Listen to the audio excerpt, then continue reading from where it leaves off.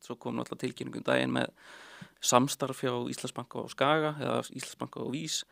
Maður veit ekki hvort að það sé fyrsta skref í einhverju lengri vegferð. Nú náttúrulega, að því vorum að ræða Landsbankann, hann tók náttúrulega yfir TM sem var náttúrulega umdeildur gerningur og kostaði bankastjórnina starfið og síðan náttúrulega Arion með vörð innanborðs, þannig að þá hafa menn spurt hvað verður Sjóvá sem svona standalone félag sem var nú einu sinni í eigu Íslandsbanka en eins og þú segir að þetta kannski athyglisverðari frétt en kannski menn áttu þessu á, ég veit það ekki. Já, ég ætla hana svona fyrsta sem að spurði sem að sá þetta var sko, þú veist, virkilega þörf á að tilkynna sérstaklega eitthvað svona samstarf, það býr ekkert meira á bakvið þetta sko, þannig að það er svona, en það verður bara Ég sá það að Haraldur Þórðarsson sem er forstjóri Skagans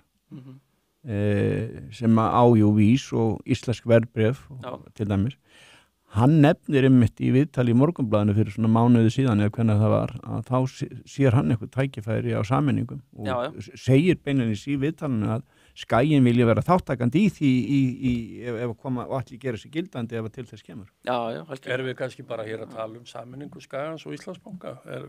Það liggur alveg ljóst fyrir að Íslandsbanki náttúrulega hafði áhuga á að sameinast Kviku. Þið heyrið þetta fyrst hér? Já, það er eitthvað frasi, er það ekki? Það er svona eitthvað tuggar, sko. Við lásið þetta fyrst. Við höfum unnið með mörgum góðum skúpurum í gegnum tíðina, en það er alveg rétt, eins og bendir réttilega á að menn eru að hafa fyrir því að tilkynna dálítið svona myndalega sem að kannski eitt og sér virtist ekki alveg vera ástæða til. Nei. Og í ljósi orða Haraldar sem að Jón var að rifja upp.